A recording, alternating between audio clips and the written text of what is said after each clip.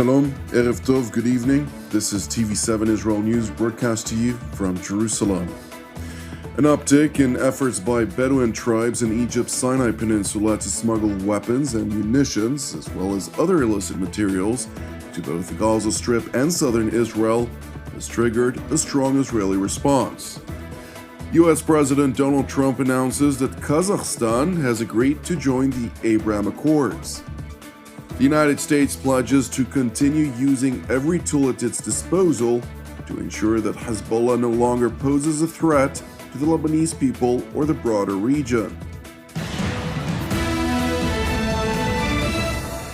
An uptick in efforts by Bedouin tribes in Egypt's Sinai Peninsula to smuggle weapons, munitions, and other illicit materials into the Gaza Strip, as well as southern Israel, by means of unmanned aerial vehicles, has triggered a very harsh Israeli response, with Israeli Defense Minister Israel Katz declaring war on those responsible.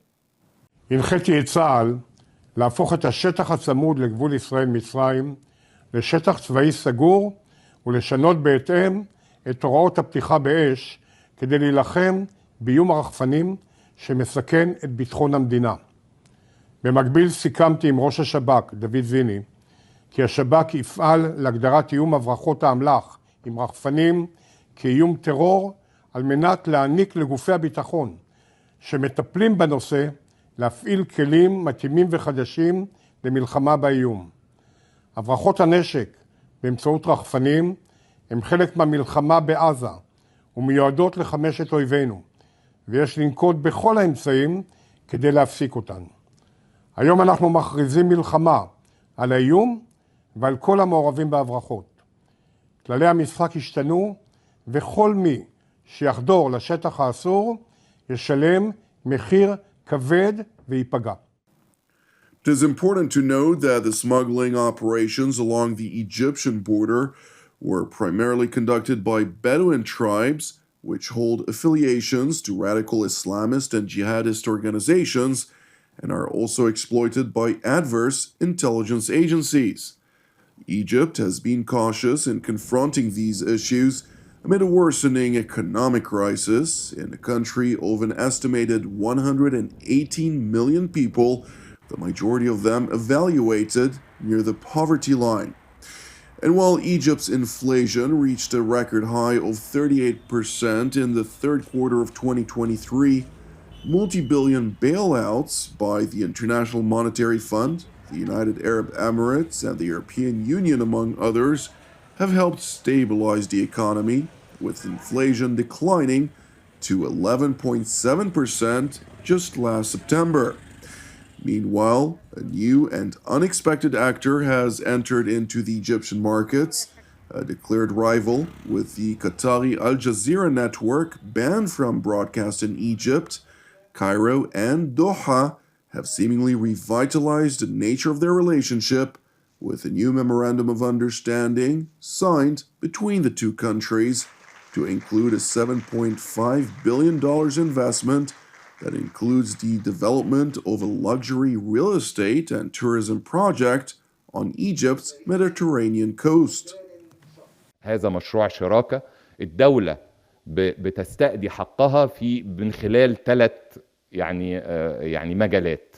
الأول سداد قيمة نقدية 3.5 مليار دولار هيتم سدادهم إن شاء الله آخر ديسمبر القادم، يعني في خلال 50 يوم بالضبط هيتم سداد المبلغ دفعة واحدة. وهناك حصة عينية هتستأديها الدولة من الوحدات السكنية اللي هتبنيها شركة ديار القطرية في حدود 397 ألف متر مربع، قيمتهم التقريبية في حدود 1.8 مليار دولار.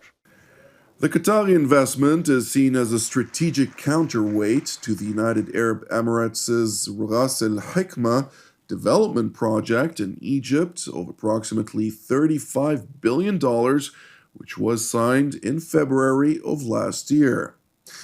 Turning to the Gaza Strip, where the Islamist Hamas terror organization continues to violate the ceasefire on a daily basis. Once again, yesterday, in two separate incidents in Gaza, the Air Force eliminated terrorists who crossed over the yellow line in the north of Gaza and posed an immediate threat to our soldiers, a violation by the terror group. It is important to know that while the Islamist Hamas is over time returning the remains of the hostages that have been kidnapped by the terror group on October 7th of 2023 and before it, Hamas continues, however, to push back on any notion of disarmament and its future role as part of any governing body in the Gaza Strip. Naturally, if Hamas fails to adhere to President Donald Trump's 21-point plan, it will trigger a devastating response, which the American leader has yet again emphasized during a meeting with leaders of Central Asian nations last night. Asked further whether an enforcement mechanism would soon be implemented as part of the multilateral CMCC. Very soon. It's going to be very soon. And Gaza is working out very well. And you haven't been hearing too much about problems. And I'll tell you, we've had countries that have volunteered. If there's a problem with Hamas, as an example, or a problem with anything, but they volunteered to, on a single basis, go in and take care of it. We have very powerful countries in this coalition, and it's not, this is because I've heard some of the press saying, well, it's a very tentative, or it's not tentative. This is a very strong peace. This is peace in the Middle East. Hamas is a very small part of it, very, very small part. And if they don't do as they said, if they don't behave, then they've got themselves a big problem, a really big problem like they've never had. But so far, it seems to be working out very well. But that's a very small part of what we're talking about. President Trump continued by announcing that Kazakhstan has agreed to join the Abraham Accords, the first of a list of nations that are keen on joining the American-led framework of alliances. Some of the countries we're talking about and some of the countries represented here are going to be joining the Abraham Accords, the Abraham Accord, and that those announcements will be made over the next little while. The Abraham Accords are very sought after right now. We're going to be announcing some very important countries that are joining, and for Jared and for Steve Witkoff, we appreciate the great job you've done. This evening, I'm also delighted to report that Kazakhstan has officially agreed, and that's official now, as of about 15 minutes ago.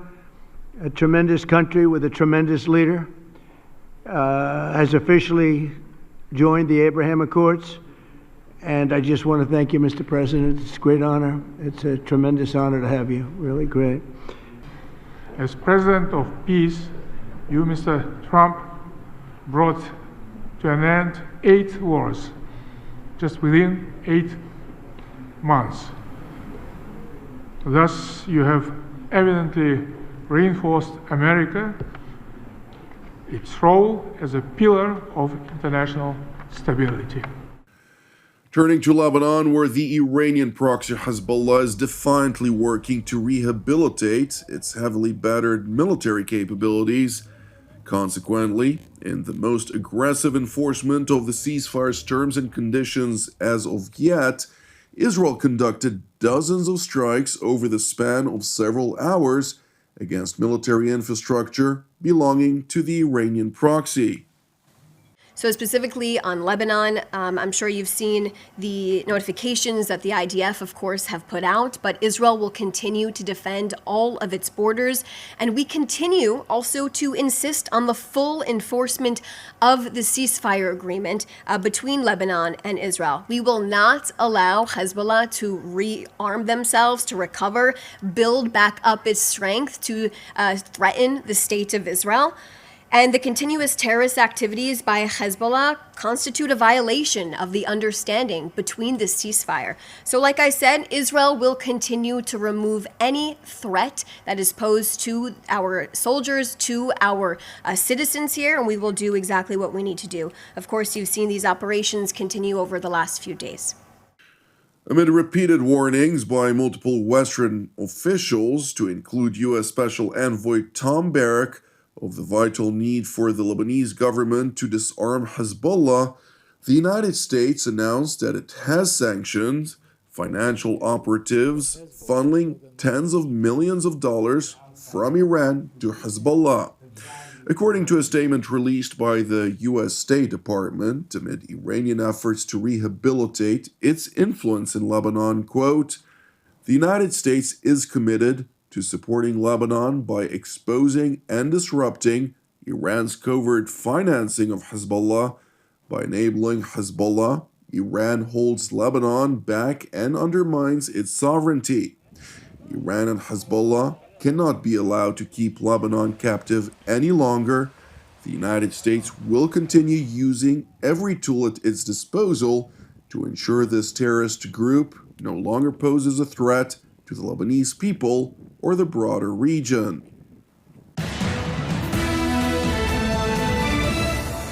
Thank you for watching TV7 Israel News. I would like to thank you once again if you're a supporter of TV7 Israel. Sincere donation is essential in helping us produce our daily news updates from here in Jerusalem. If you haven't yet supported TV7 Israel, which is exclusively donation-based, please consider doing so. You can donate via our website at www.tv7israelnews.com. Separately, as ever, pray for our brothers and sisters facing persecution globally, along with prayers for the peace of Jerusalem and the redemption of Israel. Jonathan Hessen wishing you a Shabbat Shalom u'Mevorach, and God willing, until our next update, Shalom from Jerusalem.